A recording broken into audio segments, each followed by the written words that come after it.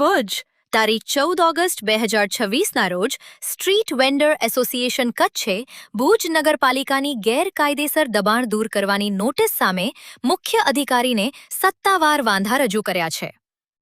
એસોસિએશનનો આક્ષેપ છે કે નાના ફેરિયાઓ વર્ષોથી રોજગાર માટે વ્યવસાય કરે છે અને તેઓ કોઈ કાયમી દબાણ કરતા નથી.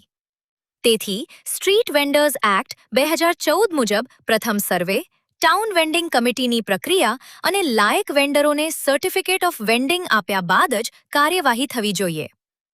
એસોસિએશને વધુમાં જણાવ્યું કે નોટિસમાં જરૂરી વિગતોનો અભાવ છે અને માત્ર 2 દિવસમાં સ્થળ ખાલી કરવાની સૂચના અન્યાયી છે. તમામ કાયદેસરની પ્રક્રિયા પૂર્ણ થાય ત્યાં સુધી દબાણ હટાવવાની કાર્યવાહી સ્થગિત રાખવાની માંગ સાથે જરૂરી હોય તો કાયદેસરના ઉપાયો અપનાવવાની ચેતવણી પણ આપવામાં આવી છે.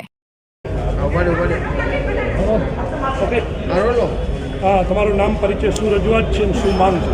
મારું નામ મયુર ગોર છે, લારી ગલ્લા એસોસિએશન કચ્છ જિલ્લાનો પ્રમુખ છું. મયુરભાઈ, ખાસ કરીને શું રજૂઆત છે, શું સમસ્યા છે, ક્યાં આવ્યા છે રજૂઆત? સમસ્યા એમ છે કે તમામ આખા ભુજમાં બધાને હેરાનગતિ કરવામાં આવે પણ કાલે હોસ્પિટલ રોડમાંથી નોટિસું દીધી ને બધાને કીધું છે કે 2 દિવસમાં બધે લારી લઈ લેજો ને બધાને નકા અમે ઉપાડી લેશું. તમારી શું માંગ છે?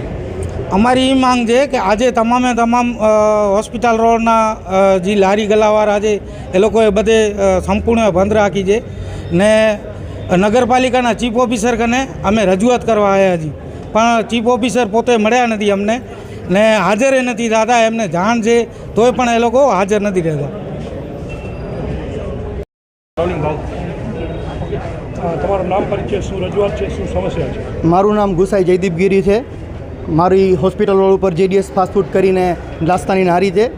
ત્યાં કને અમે છેલ્લા, જો હું મારી જ વાત કરું તો 16 વર્ષથી ત્યાં કને નાસ્તાની લારી ધરાવું છું. હું ગઈકાલે નગરપાલિકા દ્વારા રાતના સમયમાં જે એમની ડ્યુટી પૂરી થઈ જતી હોય છે તે રાતના સમયમાં આવીને નોટિસ દેવા આવ્યા કે તમે 2 દિવસમાં તમને તમારો સર્વેને અહીંયા જેટલા પણ લારી નાસ્તાવાળા છે પોતાની લારી નાસ્તાની ગાડીઓ ખણી લેવાની છે, નકર અમે જપ્ત કરી લેશું. આજે એક નાનો વ્યક્તિ જે પોતાનો ઘરનો ગુજરાન ત્યાંથી ચલાવે છે તો એ એમને દેખાઈ ગયું છે પણ જ્યારે બાજુમાં જ નગરપાલિકા દબાણ જે થતું હોય છે મોટા લોકો દ્વારા દબાણ થતું હોય એ દેખાતો નથી હોતો. પાર્કિંગની સમસ્યાનો જે એક નાનકડો નામ લઈને એ લોકો જે આ હટાવે છે, જે અત્યારે આ કરી રહી છે એ ગરીબી હટાવવાની જગ્યાએ ગરીબોને હટાવી રહી છે. માનનીય શ્રી નરેન્દ્રભાઈ મોદીએ કીધું છે કે આપણે ગરીબી હટાવશું પણ ભુજ નગરપાલિકા દ્વારા પોતાની જોહુકમી કરીને ગરીબોને હટાવી રહ્યા છે.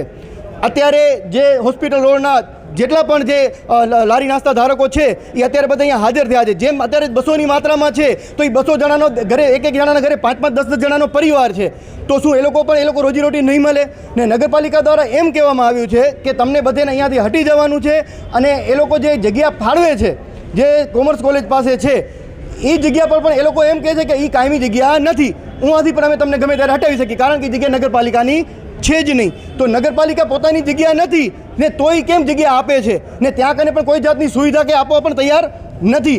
અમે જવા તૈયાર છીએ પણ કઈ શરતો ઉપર કે અમને ત્યાં કને રોડ મળે, ત્યાં કને ગટર મળે, ત્યાં કને પાણી મળે. અમે સ્વચ્છતા ઈચ્છીએ છીએ, અમે ક્યાંય ટ્રાફિક નથી ઈચ્છીએ છીએ.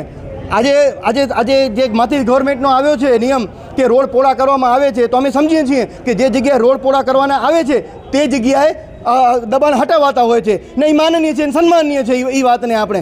પણ જે જગ્યાએ હોસ્પિટલ રોડ ઉપર ક્યારે કોઈ દબાણની સમસ્યા થઈ નથી, ક્યારે કોઈ ટ્રાફિકની સમસ્યા થઈ નથી, ક્યારે કોઈ છેડતીની પણ સમસ્યા નથી થતી, તો આટલી બધી સારી જગ્યા છે જે ભુજમાં પ્રથમ, હું એમ કહું છું ભુજમાં પ્રથમ હોસ્પિટલ રોડ નાસ્તાની જગ્યા હતી. જ્યારે ભુજ અત્યારે બહુ મોટો વિકસી ગયું છે. પહેલાં ભુજમાં એવો કઈ પણ જગ્યાએ નાસ્તાનો કોઈ સ્થળ જ નહોતો, ફક્ત બસ સ્ટેશન ઉપર મળતો ને કાં પછી હોસ્પિટલ રોડ મળતો ને હોસ્પિટલ રોડવાળા ક્યારે પણ રોડ પર નહોતા.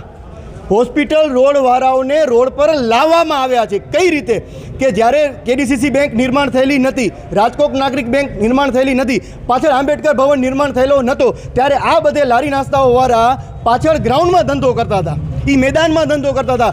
ત્યાંથી ટન બાય ટન લાગવગના કારણે ત્યાં કને જમીનો ફાળવી નાખવામાં આવી, એટલે એક ગ્રાઉન્ડ ફળવાઈ ગયું તો એક ગ્રાઉન્ડમાંથી એ લોકો બહાર આવ્યા, પછી બીજો ગ્રાઉન્ડ ફળવાઈ ગયો તો બીજા ગ્રાઉન્ડમાંથી બહાર આવ્યા, ત્રીજો ગ્રાઉન્ડ ફળવાઈ ગયો, તો હવે આવી રીતે બહાર કરવામાં આવે છે. જ્યારે ભુજ ઇંગ્લિશ સ્કૂલની બાજુમાં જ એક ગાર્ડન છે જે ભુજ ઇંગ્લિશ સ્કૂલ હસ્તક રાખવામાં આવ્યો છે, એ હકીકતમાં પાર્કિંગ પ્લોટ છે. જે કેડીસીસી બેંક છે એ કેડીસીસી બેંકની જગ્યાએ ત્યાં કને શાકભાજી માર્કેટની જગ્યા ફાળવેલી હતી, તો બેંકને કેમ ફળવાઈ ગઈ?